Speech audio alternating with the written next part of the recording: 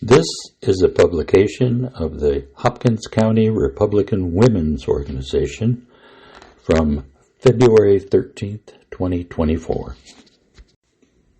Please like and subscribe to our page. Do the Casey. Yes. If your imagination doesn't match mine, but I think this is the American flag. Here we go. And then we're going to move on to a little bit of old business that we've got. Casey, I'm going to let you do the minutes and make a presentation on some projects. Okay. Okay. So Beth wanted me to go back and review some of the past projects that we've done. We've done the border kits last summer that went down to the border.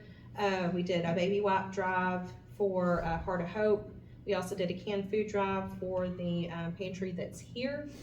We are looking to do more service projects, at least try to do one a month. So if you have any ideas or see a need in the community that you would like us to focus on, please let us know. We are happy to take some ideas and how we can help. And we can take them now if anyone wants to raise their hand. Update on the In God We Trust posters. We've done Saltillo, Circle Bluff, North Hopkins, and Cumbie. Kim, I don't think Kim's here tonight. I know that she is working on Como-Picton, and then hopefully if we get an election over with, I'll have more time and can look at Miller Grove. So hopefully that will go a positive way, and that will just free up a lot of time to be able to do that.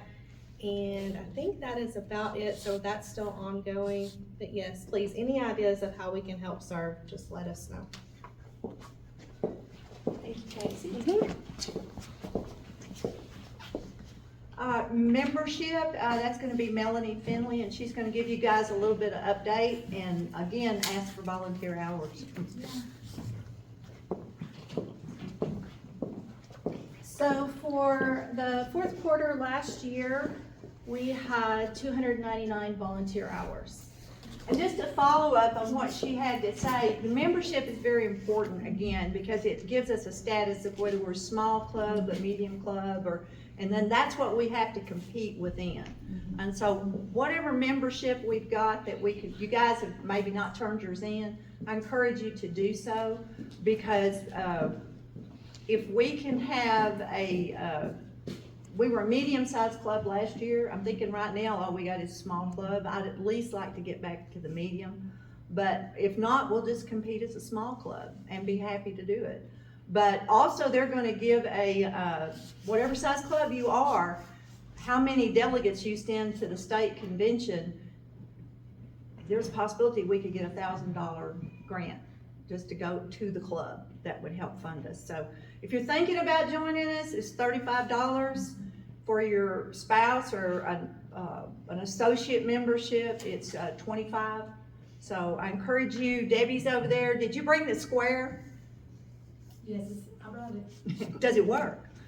There's the question. But anyway, visit with Debbie and let's get you signed up. Because if anybody is going to work at the headquarters, because we will be opening it up, talk to Nancy.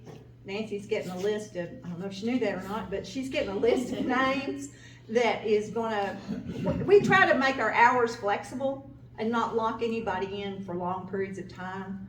But we do ask for short commitments. So I mean, if you couldn't give us but 2 hours once a week or 2 hours every 2 weeks, give Nancy your name and your contact information. It's fun. You get to visit. Now, I'm guessing it's probably going to open after the primary. And at some point, yes. At some point. Okay. We're trying to get from point A to B. Nothing. I don't talk about anything except the President's Day Forum right now. Okay. After that, then it's primary. And then it's conventions, and then we worry. Okay, then we worry about headquarters. Right. Okay. Well, while he mentioned the President's Day Forum, if anybody does not have your ticket, today is the last day. They're $25 a piece. We're serving Andy Wright barbecue. It's going to be delicious. And there is going to be all kinds of candidates there. Dana Myers, who is our vice chair of the Republican Party right now, is our keynote speaker, but she's also going to be running for chairman of the Texas State Party. So she'll be there. There's a Supreme Court judge, there's Court of Criminal Appeals judge, Court of Criminal Appeals. 6 Court of Appeals, all the courts here. It's gonna be fun, because when you go to vote, you're gonna say, well, I know what that man looks like, and I actually spoke to him. Usually the judges are like, but you're gonna know this time, so that's good. And that is it. There won't be tickets sold at the door. If you need a ticket, I have some, but after tonight, they're gone. Now comes to we're through business. Now comes to the good part of the meeting. We have a special guest speaker tonight, and it's Jordon VanWinkle, and she's with the SSHS Congressional Debate Team, and she's going to share her speech that she's won awards with on ag politics.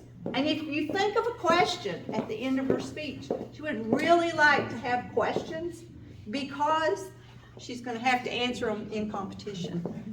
Thank y'all.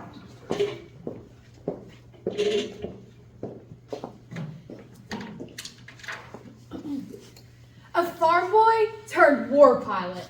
Not the rarest of stories when discussing the brave men who fought in World War II, but still, it is a story of my grandfather. On a cold day in February of 1943, after completing a routine mission over Germany, his B-17 crew was shot down by German forces over occupied Amsterdam. Thankfully, all members of the crew survived, but they were each taken in as prisoners of war. After spending 18 months in Germany's Stalag Luft 1 prison, my grandfather was liberated by the Russians and set free to return home to Henderson County to pursue his dream of owning land and raising Santa Gertrudis cattle. His King Ranch bulls were his pride and joy, and as he continued to provide for local and state farm economies, the government continued to build interest in building Lake Palestine, a project that would require government confiscation of hundreds of acres of my grandfather's land. And while he fought off eminent domain with the same spirit and zeal with which he fought off the Nazis, soon the very entity he had just risked his life and liberty to defend now loomed as the one working to dash his hopes and kill his dreams. Again, not a rare story when dealing with eminent domain, but still, it is a story of my grandfather. Americans' lack of regard for electing public officials with agricultural ties allows events such as these to carry on into the year 2024. From America's very beginning, we were rooted in agriculture. Our very first president, George Washington, grew tobacco and wheat while experimenting with growing potatoes and peas in between his rows of corn. His successor, John Adams, owned and operated an apple orchard in New England. Fast forward to the first piece of legislation that protected the American farmer, the Interstate Commerce Act of 1887, which was passed by Grover Cleveland, who was an avid fisher and hunter. But now, in the 21st century, where have we gone wrong?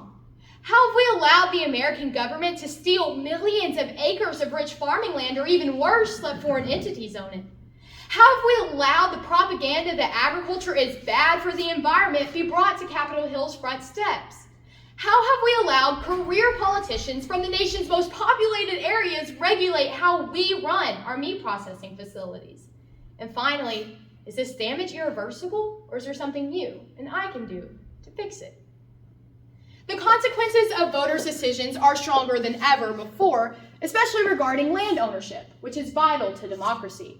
As simply but perfectly put in a 2023 documentary by the Epic Times titled "No Farmers, No Food," he who has the land has the power, and land ownership is the key ingredient to protecting the American people from government rule. Even Thomas Jefferson, third president of the United States and retired farmer after he invented the moldboard plow, stated that the small landowner is the most precious part of the state, with the idea being that the vast land of the United States would be split up amongst Americans so they could always control their government.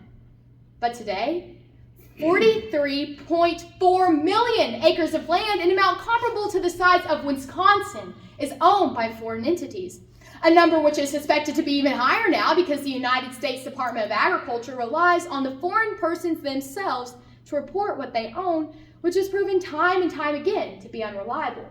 This is a direct reflection of voters' priorities because the Agriculture Foreign Investments Disclosure Act has not been updated since 1968.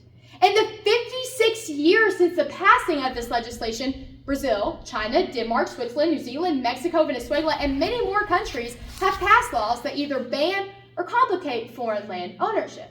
So while we can't own land there, every single one of these countries owns stock in American soil. Along with ignoring the effects of foreign land ownership, modern-day politicians have fallen prey to the lies and propaganda that agriculture is bad for the environment. While climate justice is a seemingly new anti-ag argument, its origins are much older than the past few years. The Cold War is where many agriculture investigators pinpoint as the pretext for anti-ag propaganda. During this period, the United States had to create an extremely powerful and threatening federal government. And as communist countries began to fall, the Club of Rome, a group of Russian, European, and even American elitists came together in 1991 to create a new justification for their all-powerful state.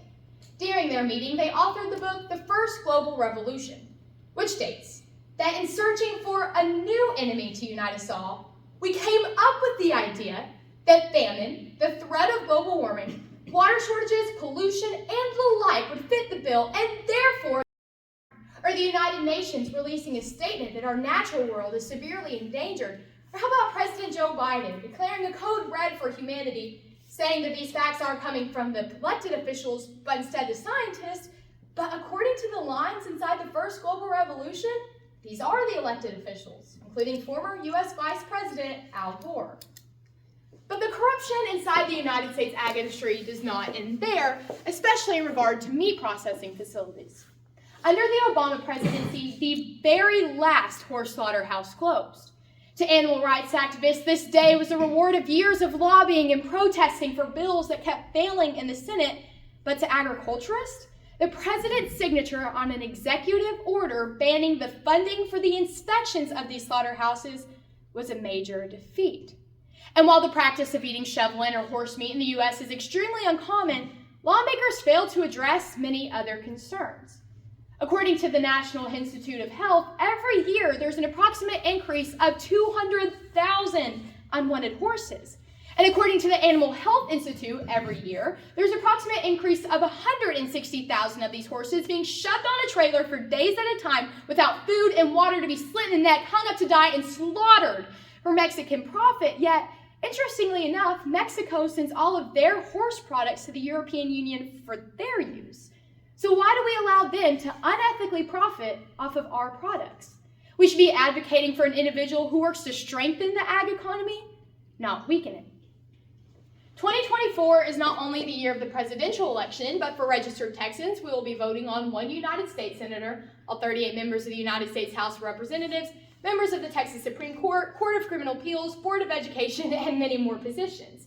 And because each of these officials will affect agriculture in some way, we must ensure that we are growing the voices of Texans inside voting booths. To do this, young agriculturists must feel obligated and encouraged to vote. With our voices and members of lobbyist groups like the Texas Farm Bureau and Texas and Southwestern Cattle Raisers, we can ensure that Texas gets back on track of electing officials who are committed to the future of agriculture. Therefore, I encourage you to do your research this election year and to vote for an individual who will protect you from the same victimization my grandfather faced so many years ago. Thank you.